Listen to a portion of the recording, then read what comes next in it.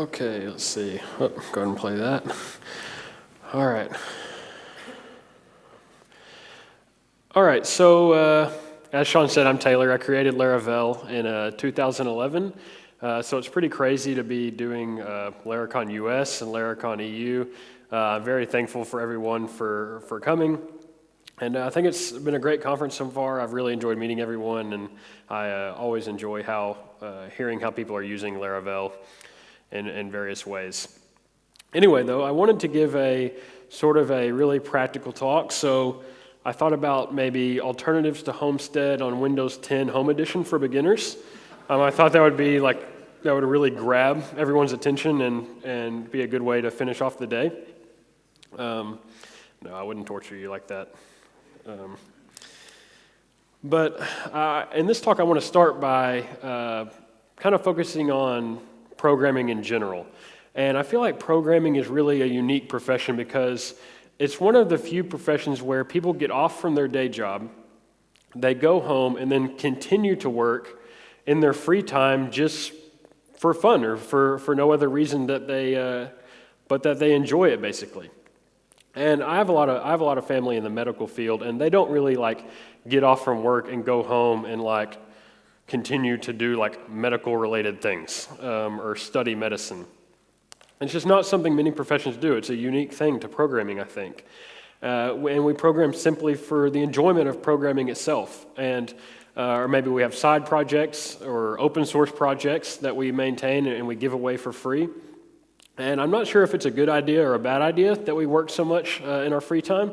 But, it's mostly good, I think. It's a fun thing to do. And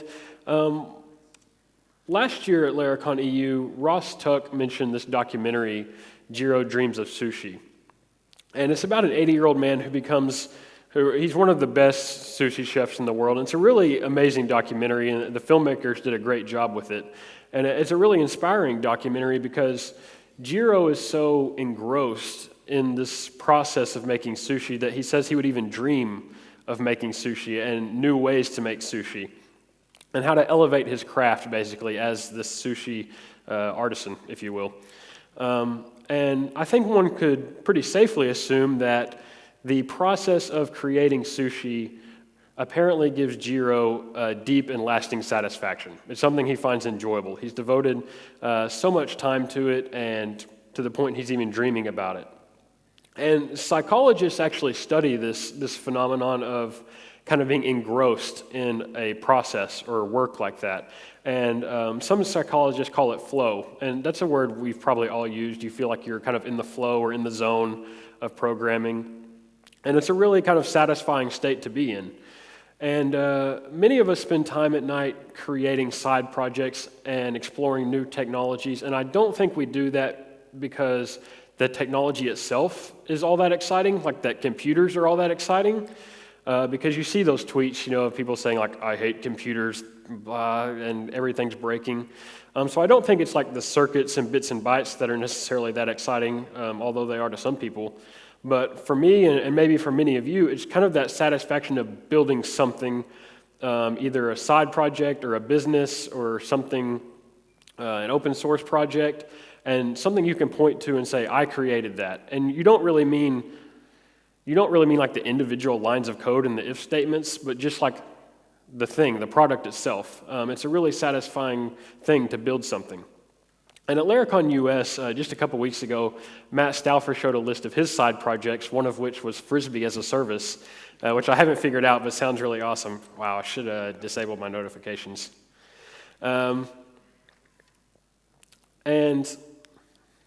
Whoops, I got stuck here. And, many of us have had side projects. Raise your hand if you've ever had a side project. Okay, so that's what I figured. We all sort of have, programmers are notorious, right, for having this list of dead side projects, or maybe half-finished side projects. And sometimes we get closer than others. We have that spark of an idea, and we get really excited, and we start on it, but we kind of fizzle out at some point. Now, what I found interesting about Jiro was he seems to find this process of creating the sushi almost as enjoyable as the final product, like the final piece of food that he's serving to his customers. And I think this is something we can relate to as well, because when you get zoned in and you're coding something cool and everything's going your way, it's a really satisfying thing and that's really enjoyable. And we kind of like chase that sometimes. And when you start a new side project, that's like fertile ground for that kind of feeling, right? You're excited about the idea, you're zoned in, you're coding, and everything is going your way. And that's an example of flow. And to quote a psychologist that studies flow, they say, when you use technology effortlessly and you feel it extend your capabilities, it's intensely pleasurable. And it's an activity which produces such gratifying experiences that you're willing to do it just for its own sake. And we can relate to that with programming, right? We program in our free time and we really enjoy programming. And for me, this feeling of flow comes from working on that cool idea, that application idea, that side project idea. That's the most fun I have programming, is sort of hacking on that new cool stuff. And that's been the birthplace for so many Laravel features. And that's what I'm passionate about with Laravel, is helping people turn those ideas into reality. And I love hearing the stories like here and at Laracon US, people come up and they say, because of X thing, because of Laravel, I'm working from home and I'm able to support my family so much better, and I'm with my kids more and all of that. And it's really great to hear how software has changed people's lives. And so what does all this talk about sushi and artisan hippie stuff have to do with Laravel? Some might say that PHP is sort of like the anti-flow of programming languages. It's not really something that some people have positive feelings about. And people study that too, things that can disrupt your flow. And there's a lot of things that can disrupt your flow in programming. And there are a lot of things that can stop you from ever trying to accomplish that side project idea or that application idea in the first place. So think about it. There's a lot that needs to happen before you even write a single line of code. And with Laravel, the goal is to be a pathway to flow, to be a pathway to get you to working on your idea as quickly as possible. Because hacking on your idea is the exciting part, right? Like that's what I really want to do. I don't want to spend my time writing a bunch of boilerplate code, and that's the basis between a lot of Laravel features, right? Easy authentication, easy queues, and stuff like that. Because the rewarding and exciting part is working on what you're interested in. And we've already made some progress in doing this. This is Homestead, the real life representation of Homestead. And because think about it, when you start up a project, first you need a good development environment. And that can really stop your flow in its tracks if you've ever tried to do that, because you need to have a web server set up, you need to install a database, you maybe need NPM. And you don't want to mess up your brand new MacBook with installing a bunch of stuff. Something goes wrong, you have to like reformat everything. It's just a big hassle. So you end up with like a lot of Googling and reading blog posts that were written in like 2013, and it's just a mess. And so we released Laravel Homestead because we want to have something you can download and you're started in 10 or 15 minutes, and it gives you everything you need. And now it's really struck a nerve with people, actually. Since we released Homestead and Laracon US last year, it's been downloaded 2 million times by developers. The only images more popular than Homestead are just the Ubuntu images themselves. So it's a very popular thing, and it really struck a nerve with developers who want an easy way to get started with application development on their local machine without any hassle. So basically the bottleneck to starting or to having a good Laravel development environment is not installing a bunch of stuff, it's just how fast can you download Homestead over your internet provider. That's basically how long it takes to get a good development environment. And on the other end of the spectrum, we have Laravel Forge and Envoyer. So we have the good development environment, but we were sort of, I felt like missing an easy way to deploy projects out to production. Or, there were some options out there like Heroku. It's not really like tuned for PHP at the time. It's sort of expensive. So Forge and Envoyer give you a good production environment, because that's like the same hassle as the local environment, but even scarier because people can like break into your machine and steal all your customers' data. And in the past, this might have been sort of like an anticipatory block to even starting a side project is, I don't know how to launch it. I don't have a good development environment. How will I deploy it? And so you sort of never start because you're just kind of depressed even thinking about all the things you need to do to launch this idea. And now it just takes a few minutes, right, to start up a server or do load balancing. And it's basically one more pat on the back that says, you got this. You can do this side project idea. You can build this application. You can start this business. And that's really one of my passions, is sort of giving those pats on the back and saying, you're this much closer to accomplishing your idea. But of course, there's this big chunk of time in the middle that's really the most amount of time in building an application, where you actually have to code, like the logic and the screens that people are going to interact with. But at the same time, this is the exciting part. I mean, right, this is the idea that you had in the first place and what you're trying to build, and everything else is sort of peripheral to getting you to this point and making it easy for you to do this. So zooming in on the middle portion, what can we do to accelerate building an app itself? So a lot of people have joked on Twitter, like, can we have a PHP artisan make app command that just generates all your code and you can just launch it? And of course, we can't do that, but the framework itself is, of course, meant to help you along in this regard. So we have nice routing, sessions, database. All of this stuff is sort of helping you write your app and are just kind of helpers on the way to building your idea. And we really want these kind of things to fade in the background, right? They're just there. Like when you ask for a wrench, it gives you a wrench. When you ask for a hammer, it gives you a hammer. They're just helping you build your app. They're not like always in the foreground saying, hey, I'm the framework, I'm annoying you. It's just something that's nice and clean and gives you a good foundation for building your app. For example, like if you want to queue an event handler, you just say implement should be queued. That's all there is to it. You don't need to worry about any of the details, and you can just write your event handler. Okay, and we have this guy, right? Jeffrey Way. I don't know if he's in the crowd. I haven't seen him since lunch. But, we have this beautiful face, right? Beautiful voice. And when you're building your application, we have tons of supplementary material. We have documentation, Laracast, ebooks, forums, Slack channels. And these are all things that help you in various ways to get closer to finishing that side project. But even with all this, you're still kind of left feeling like this. There's still a lot that needs to happen to get your app off the ground, and you're kind of left wondering, what am I doing with my life, really? Like, I'm at a party in a bunny suit, and I don't know. Jeffrey said he lost a Halloween bet and was forced to wear this. Anyways, even after installing Homestead, even with Laravel, even with Laracast, there's still a lot that has to be done, really, before you can even do anything real. And I'm talking primarily about, SaaS-type applications. Maybe you have subscriptions or like a Basecamp or a Forge or an Envoy or something like that. So let's just talk about all the things that need to be in place before you even get started, because it can be pretty overwhelming. Okay, so I've got my idea. Maybe I want to use some new JavaScript stuff, like Frank was mentioning. I want to use Babel.js, ECMAScript 6. And so I've got to figure out how to set all that up right. I need to set up login screens. I need to set up registration screens. I'm going to have like the perfect login screen architecture, right? You spend like a lot of time. Have you ever noticed that? Is that just me, where you have a side project idea and you like really focus on like the stupid stuff like that? Like this login screen architecture, it's going to be like so perfect and pure, and then you never do like the rest of the project?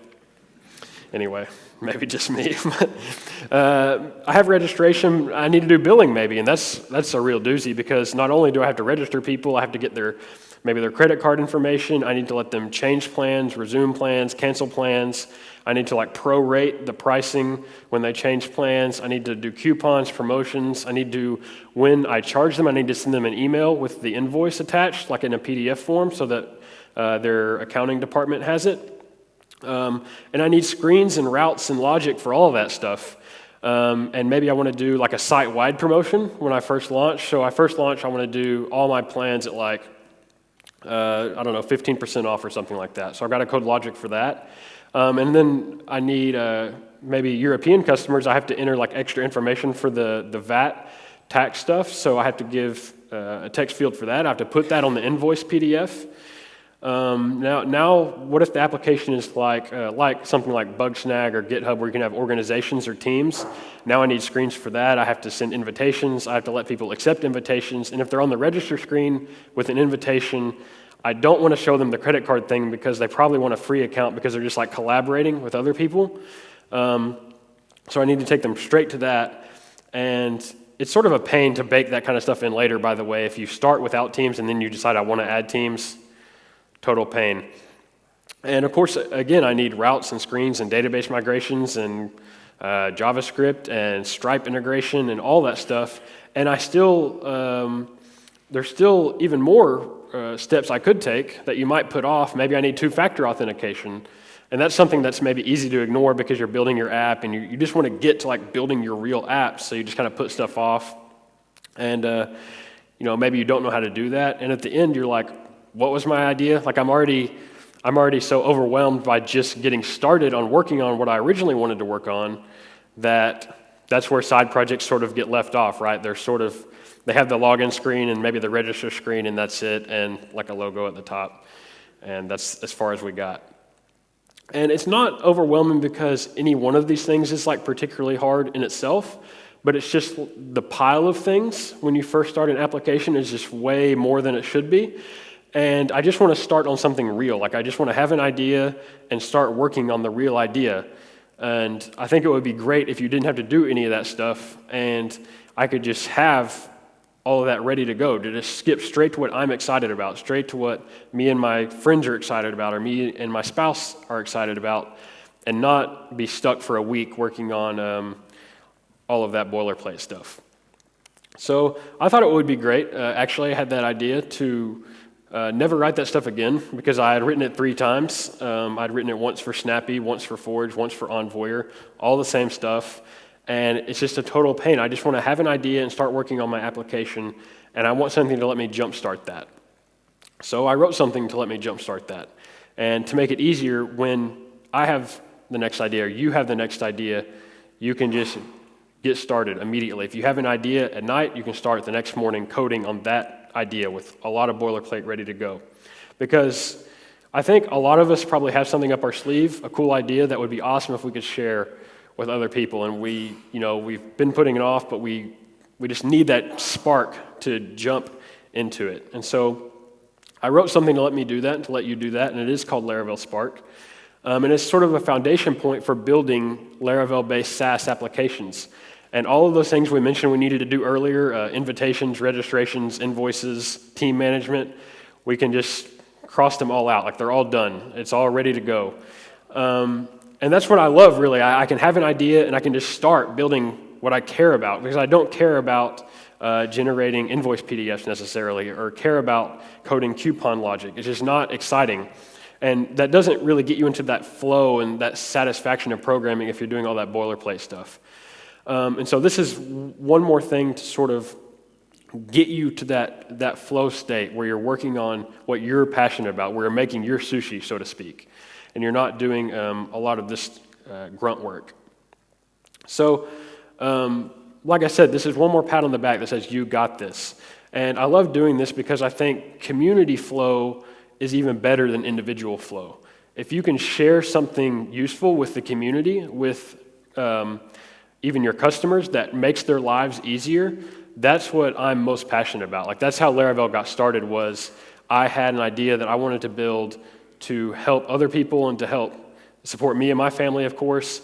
And I want other people to be able to do that easier because it's way harder than it should be.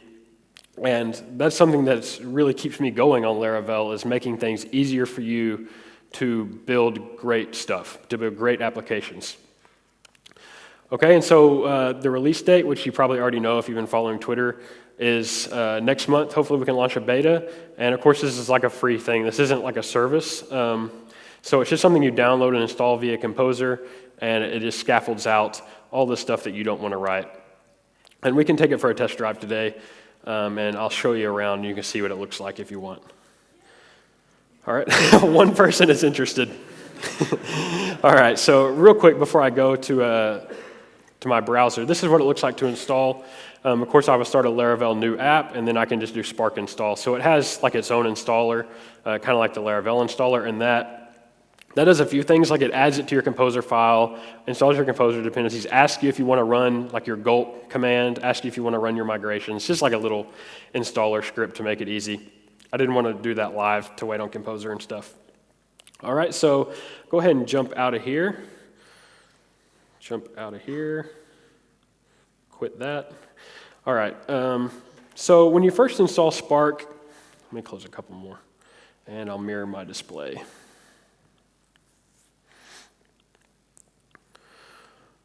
All right, let me make this bigger for you. So when you first install Spark, it actually does give you kind of like a splash screen, which you can see here. This is probably something that you're going to customize heavily, of course, or even rip out entirely, but it just gives you something to look at so that when you first install Spark, you actually have just something on the front page that kind of tells you about Spark. But you would, of course, customize this for your app, right? So when you install Spark, you can run vendor publish on the command line, get these HTML views, customize them however you want, and of course, make it your own, style it, whatever you need to do. Okay, so the cool stuff. Let's go ahead and I actually have a little to-do list so I don't forget anything to show you. So let me pull that up here, and I'll start walking through all the features. All right, so we can start on, of course, the registration page. When you go to register, it's actually going to already scaffold out some plans. This is using Bootstrap, which is sort of opinionated about. I'm not saying you couldn't or you have to use Bootstrap, but your life will be easier if you just use Bootstrap for these kind of things. So, of course, you can pick a plan, and it's really nice. How these plans are generated, actually, is I have a Spark service provider. Make this nice and readable.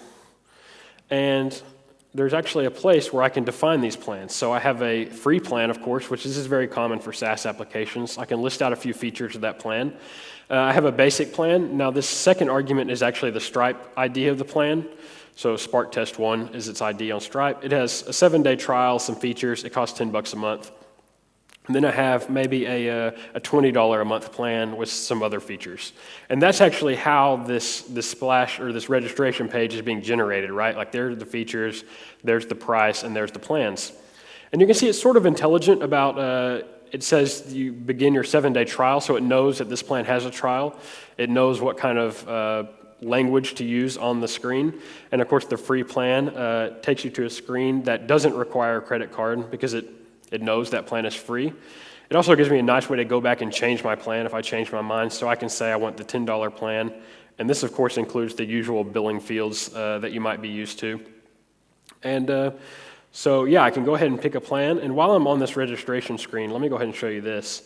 If you have a coupon, all I need to do is do the coupon ID from Stripe. And it will automatically read it, and you can see that it gives me a nice display of $9 for the first month. And I'll change this to another coupon because there's a few scenarios you can have here.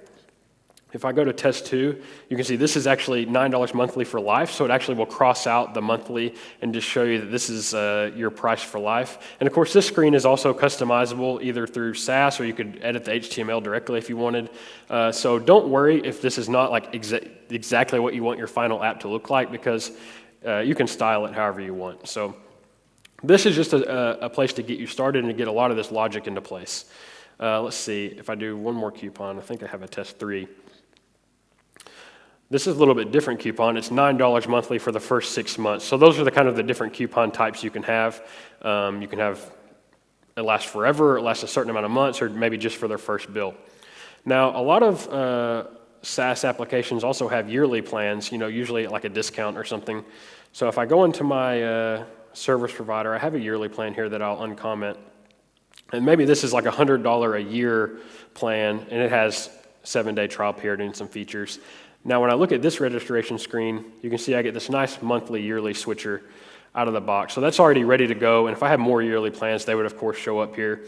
So it's really easy to get started to define these plans and sort of gives you everything you need to get started. Now, let me go ahead and comment that back out because we don't really need it. And I'll go here up here to the boot method and show you, say I want to run like a site-wide promotion.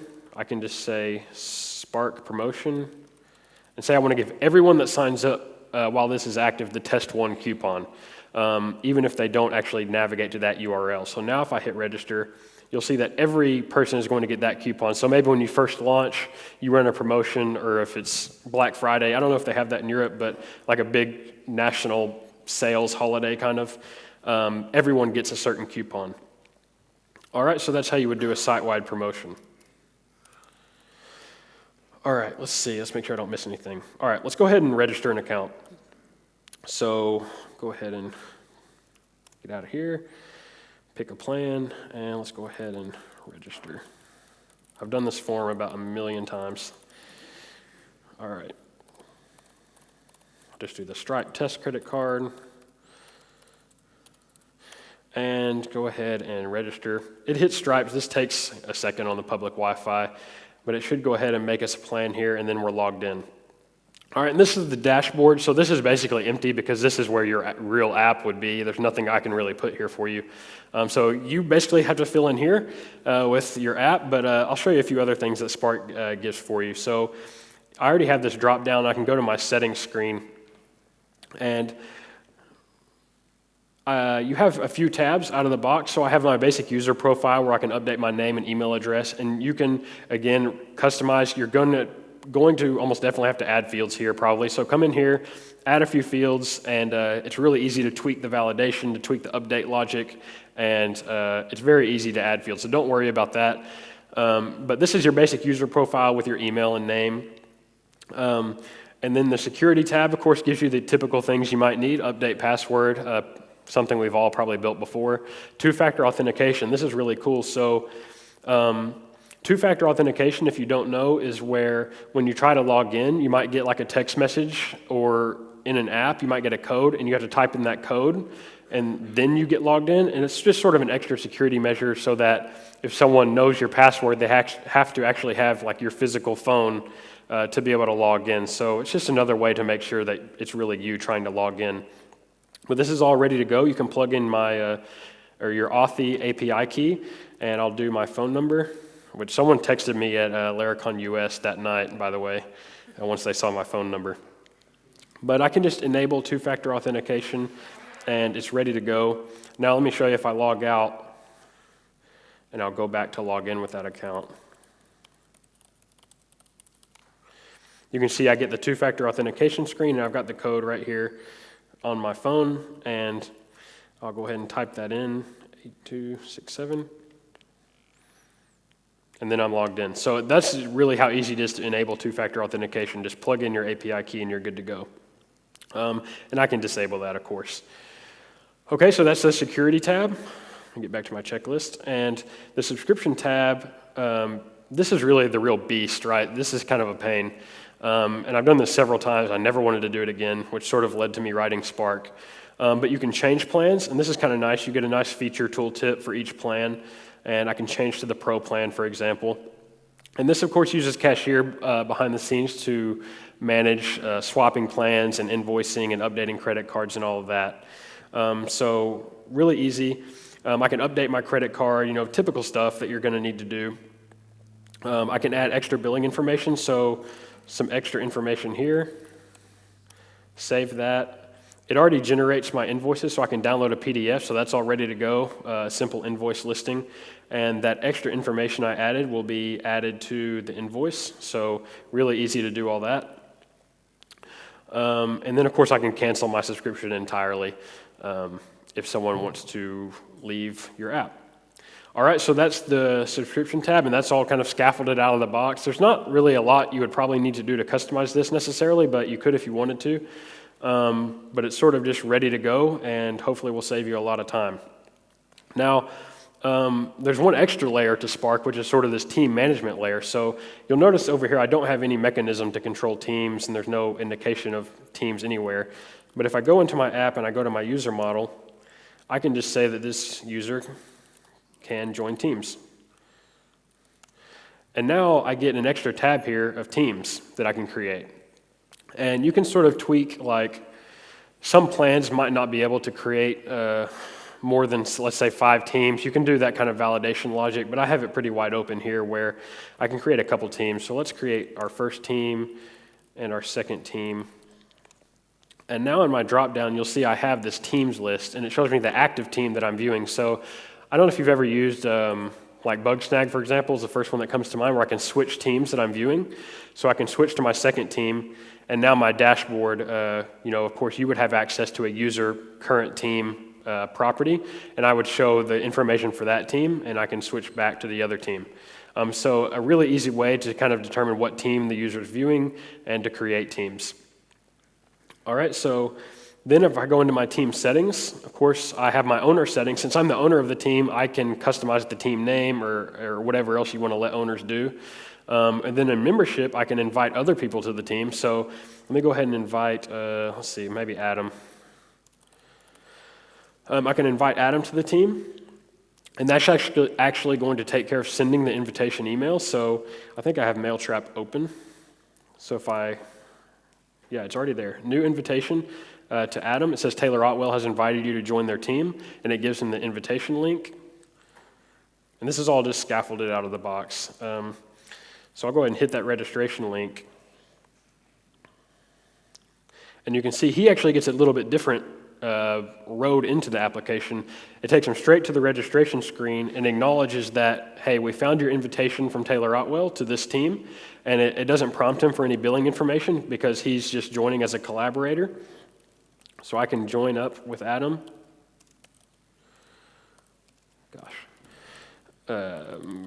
Sign him up, accept the terms. And if he goes, you can see he's already on the first team, so it attached him to that team, and he's good to go. So that's how easy it is really to invite people.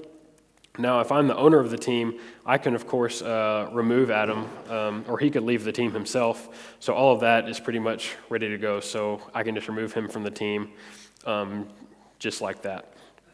So, and of course, there's also team roles, which I'm not really ready to show off today, but I've been working on in the week between US and EU. So you will be able to sort of assign roles to different team members, and so you can control what various team members can do if they're like an admin or just a typical member or whatever. So that's basically the gist of Laravel Spark. I won't bore you too much longer with it, but it's basically a way to help you, to give you that push you might need to, if you have a side project idea, you can do it. Like you can get started tomorrow writing this app and hopefully launch it out. And I hope it changes people's whole outlook. I hope it changes people's lives. I mean, that sounds like a grand statement, but if you can launch your own business, that would make me so happy. Like I hope people use Spark to launch that side project idea that you've been putting off, or that application that you're really excited about with your buddies. Try Spark, hack on it, try to get something out there. I think you'll really like it, and you can give it a trial run next month. So that's all I've got. If you have any questions, let's just talk about it out in the reception area. You can just come up and talk about Spark. We can take pictures, tweet, whatever you want to do. So thanks for your time, and I'll see you out there.